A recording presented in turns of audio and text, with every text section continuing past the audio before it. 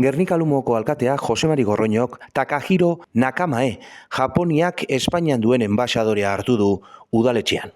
Enbaxadore japoniarrak Gernikako bombardaketa gogoratu du eta bakearekiko konpromisoa berretsi du. Gernika Lumo eta Japoniako Hiroshima herriaren arteko senidetzaren baitan Takahiro Nakamae Japoniako enbaxadorea izan da Gernika Lumon.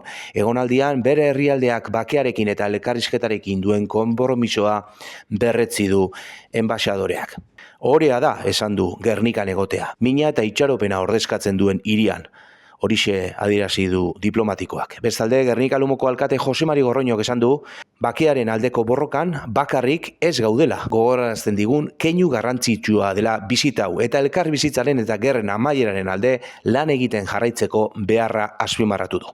Udalerriaren eta Hiroshimaren arteko loturaren simbolo gisa, 2018 urtean Jinko bilobaren kimu bat landatu zen. Bomba atomikotik bizirik atera zen zuhaitz bakarra.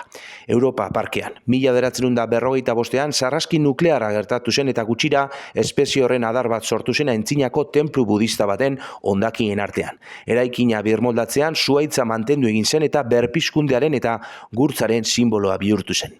Haren oinetan Hiroshima gehiagorik ez esaldia idatzi zuten.